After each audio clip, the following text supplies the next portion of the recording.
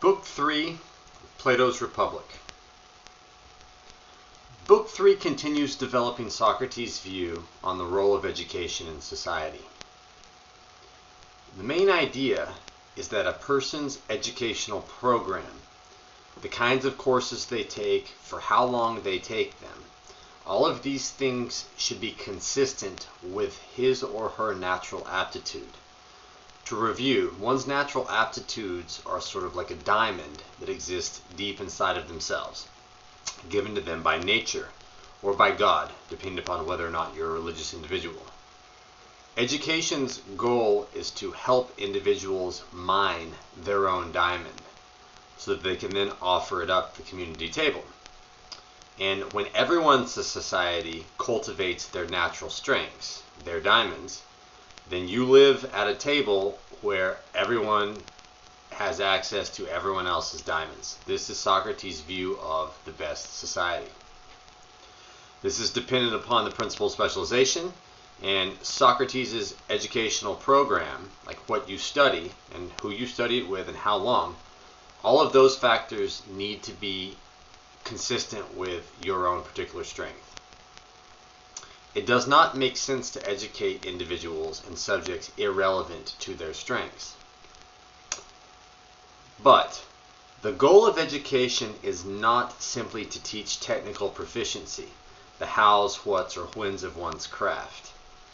So if I'm going to be a soldier, I need to know how to fire my weapon, what my weapon is, and like when I should pull it out of the holster and when I shouldn't. I also need to understand how to clean it, how to maintain it, how to lock it up at night, all of those things.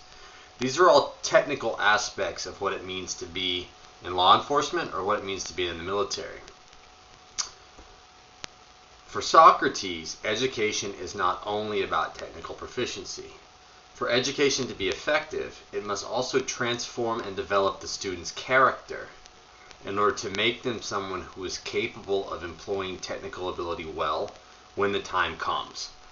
This is critical to understanding how Socrates views education. It's not just important to teach you like how to fire your weapon by having you go to target practice or how to clean it. You need to be someone capable of firing that weapon in the face of conflict or combat. That quality is called bravery. You being able to prioritize your fears such that you can utilize technical proficiency in a time of conflict. Simply teaching technical proficiency does not also necessitate you teaching someone how to use that technical proficiency well.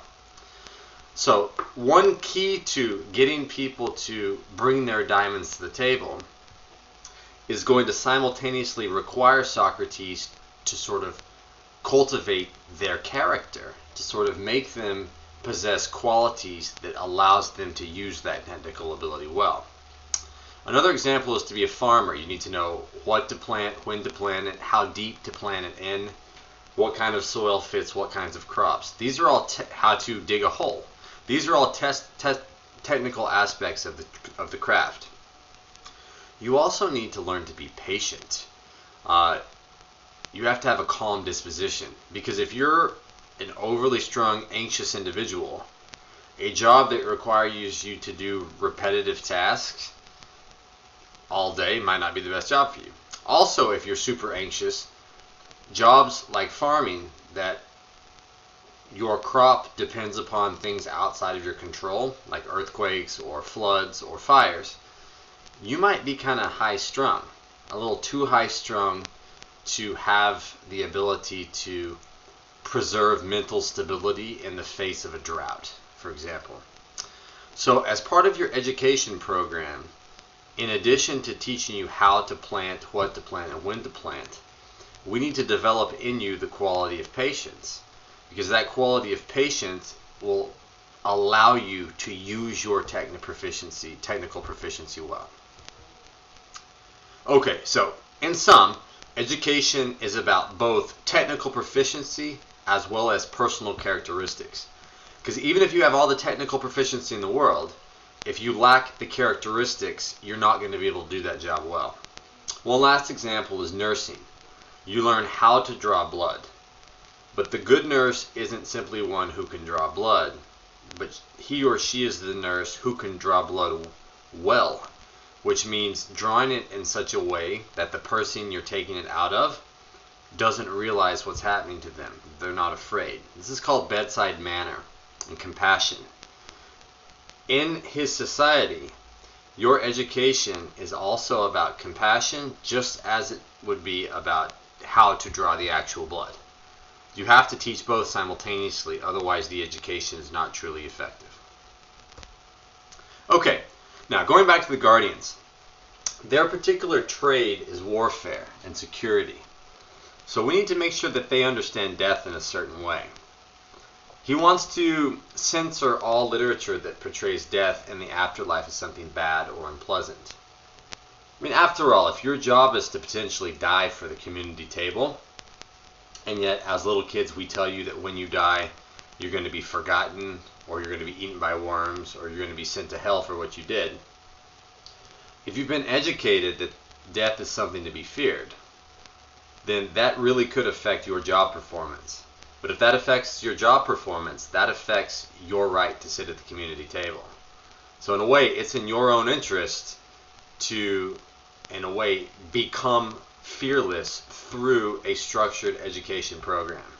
Because that is what results in you having the right to sit at the community table in the first place. Do you think that it's possible to be free and yet be brought up in a society that employs censorship? We have been censored in America to believe that the answer to that question is no. That anytime that there is censored educational perspectives or viewpoints, then the individual is actually not free. On the other hand, I want you to think about this. In what way might the guardians be more free? I think the claim is, through education, we can make people brave. But to be brave is to be free from the fear of death. These guardians, while they've only been exposed to literature presenting the perspective that death is not to be feared, yet that limited perspective actually enables them to do things that other people would not be capable of doing. That's an interesting way to read this. That censorship is actually not inhibiting, but it's liberating. It frees them from anxiety disorders. It frees them from the fear of what's going to happen to them when they die. It's interesting to think that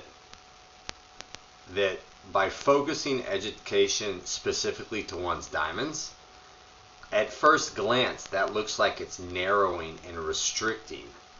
But to repeat, Socrates is consistent in saying that the reverse is the case. It actually frees you, and it frees your diamond from your mind. Why would we educate people in subjects or on perspectives that threaten to leave diamonds buried deeply within the mind? That just does not make sense for him. Okay, so we want them to be brave. We also want them to be temperate. We don't want them being drunks or sex addicts, because again, that can affect job performance. The inability to control appetites in reference to pleasure. We need them to be able to, when the time comes, manage their appetites. And this will allow them to be more effective guardians. So stories about the gods and heroes taking part in drunken revelry or other sins of the flesh tend to corrupt the children because those stories glorify such behavior. These stories will not be a part of the curriculum, as they could potentially encourage the would-be guardians to leave their own diamonds unmined and unpolished. Negative stories could be told, however, as a means of instruction about what not to do. So we could still have Jersey Shore, for example, air on television. The important thing here is to never portray those intemperate behaviors as positive, for fear that the guardians might emulate them. So you can set up, that's still a version of censorship though. You can portray intemperate behaviors, but frame them negatively. This is what Socrates says is appropriate.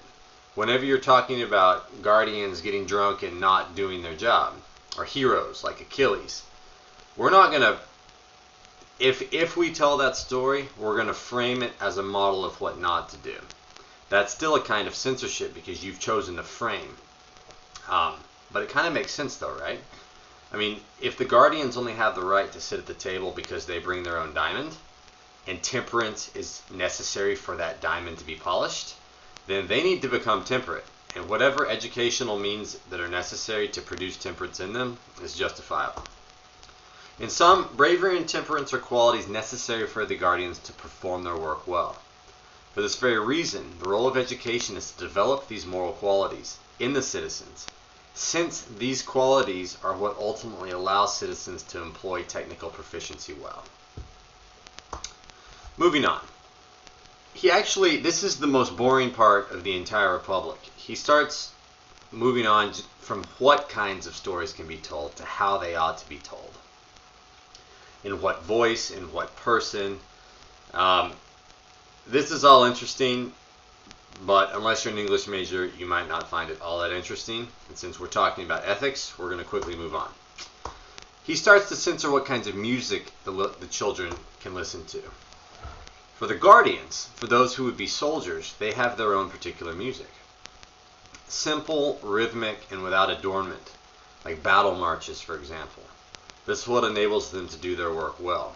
If any of you have been in the military, I have students all the time tell me that certain military tasks are in alignment with certain genres of music. So there is a kind of music that they put on that allows them to do their work well. That's an interesting viewpoint. The same goes for the rest of the community. The kind of music you listen to needs to be consistent with your diamonds. That's just it. The qualities that you need to do your work well. So I guess if you're a farmer, you listen to one kind of music. If you're in the military, another, and so on. Okay. He starts talking about medicine, and he says that a massive healthcare system is a sign of decay for a society.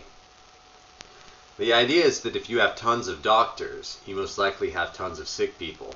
Otherwise, there wouldn't be tons of doctors. And tons of sick people mean a breakdown in education, that people aren't being educated about how to take care of themselves. Same goes for a massive criminal justice system. That suggests a large number of criminals, suggests a breakdown in education. People haven't been taught how to make good decisions. Now, here comes the most controversial aspect of the Republic. The use of medicine. In Book III, Socrates says you have the right to medical treatment only if you can get better and go back to work. But the doctor has a kind of a diamond. And in a way, for you to have access to his diamond requires you to put your diamond on the table. Individuals who have no diamonds or whose diamonds become permanently broken, in a way, these people lose the right to sit at the community table. Socrates does not say to put them to death.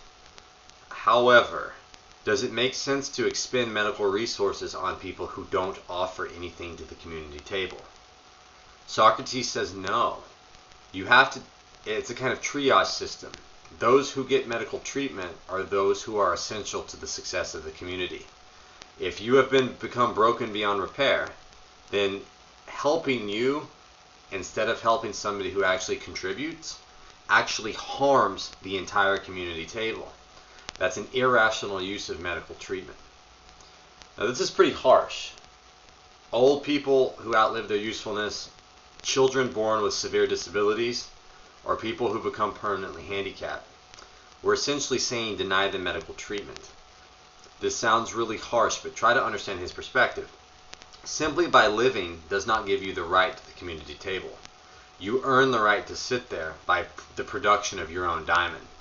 In return, you get access to everyone else's diamond. Individuals who don't produce do not have the right to eat. So Socrates says just to allow them to expire. Are his views on medicine consistent with specialization? He thinks they are.